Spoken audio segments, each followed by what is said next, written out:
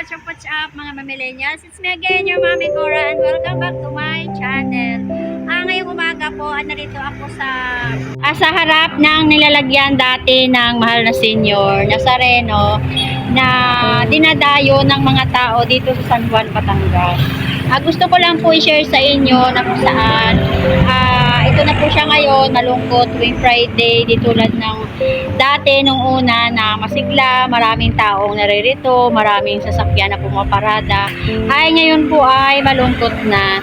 At doon naman sumaya doon sa simbahan sa San Juan ni Pomosinio Church.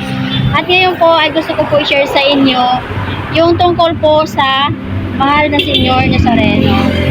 Kung ilang taon na po siya dito sa San Juan, Batangas, at kung saan po siya nanggaling ang pinagmulan po ng mahal na Senyor Nazareno ng San Juan, Batangas. Let's go!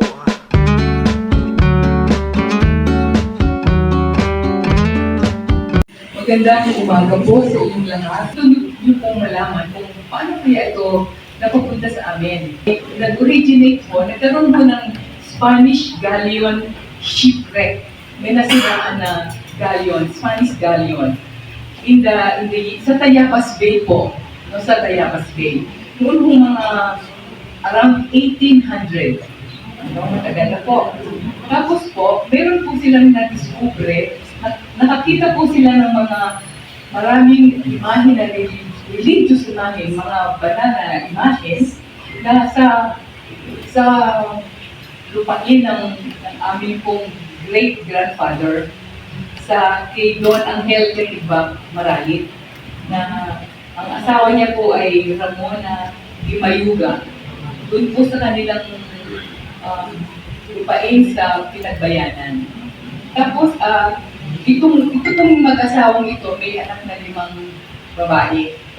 Pero ang ginawa po ng mag-asawa, ipinamana po sa 2 nakakatandang anak na babae. Ang una po, yung pinagmatanda, yung si Idobihis po, yung pong may-ari ng bahay doon harap. Yung punaso ng senyor. Kasi ang tawag po namin sa kanya is si Nanay Dubin. Dubin po ang kanyang pangalan. Nag-asawa pero wala ng anak. Tapos ang ikalawa pong anak na babae na parang kasali po doon sa napamanangan ng mamay namin ay si Enriqueta. Siya po ay si Kitay. Si Nanay Kitay po. Kami pong mga nandito ngayong ako at mga ako sa Google na rin ay doon po ay mga apo po ng Kitay. No?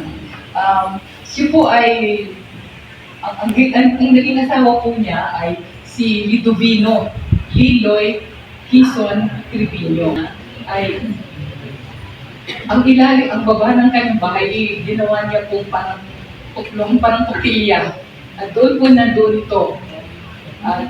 Nabuksan po yung pagka-Biyernes, the whole day, buong araw po. Nakakapunta po ang mga tao, nakakapagdasal, nakakapagsindi ng kandila, umahalik, no, sa imahen.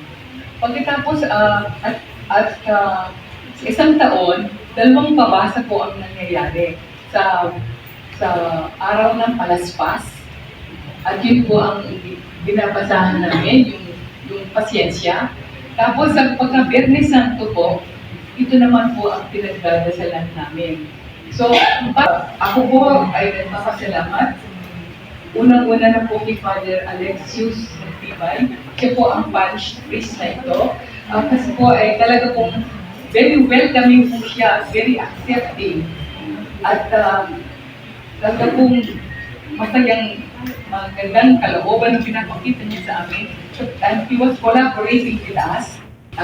Dinodonate po namin ito sa simbahan. Kasi talaga naman po, pagka nandito na po sa loob sa simbahan, talaga po mas magiging bukas sa mga lahat na tao makapunta, makapagdasal. No? Isa po, sa ngalan po ng aming pamilya, ako ay nagpapasalamat sa inyong lahat dahil binigyan niyo ng halaga ang pangyayari ngayong araw nito, ang inyong pagdalo, ang inyong talagang pakikita ng debosyon sa mga Senyor. So,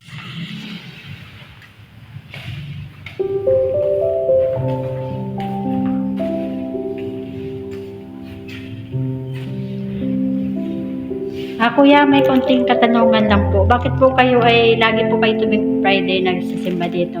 Panata lamang sa sareno.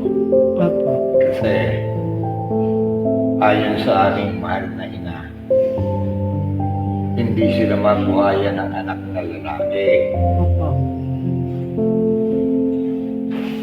Ngayon, ang ginawa ng aking ama't ina, pumunta sila sa bayan ng Kapalungga. Sa puon doon. Ang puon doon ay Nazareno at saka Santo Niño. Sila'y nanalangin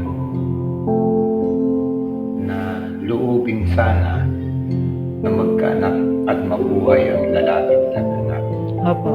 Dahil ako'y meron nauna sa aking dalawa, ay pagka nalaki-laki ng kaunti na makamatay. Kaya ako, sabi ko kung ako'y magkakapera, pupunta ako ng Kapalungga para magpasalamat sa puo ng Nazareno. Saan po yun, Kuya? Kapalungga, bayan ng Kapalungga, yun ay probinsya ng Camarines Norte. Opo, layo.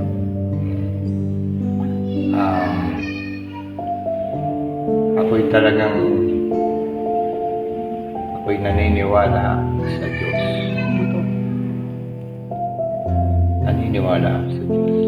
Kaya po dito kayo ay talagang... Nang ako'y mapapunta dito sa Batangas, talagang ako'y napunta doon sa kabila, ang Nazareno, napunta na kami. Wala akong pakialam kung maraming tao o kakaunti. Halimbawang maraming tao, ako'y disabled ako'y na-stroke. Ang ginagawa ko na lang, kahit dun lang sa pader, Opo. humahawak ako, dun ako nagpapasalamat sa Kanya. Ang tawag ko sa Kanya, si Tatang. Yun ang aming Salamat, Kuya.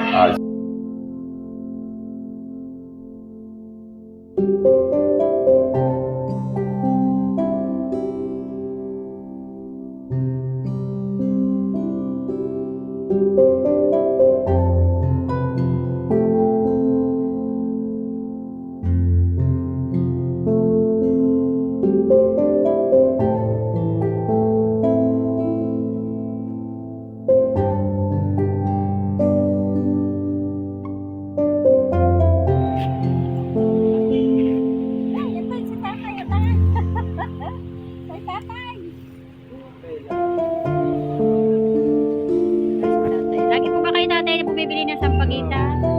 Para ano po yun? Para sa inyo.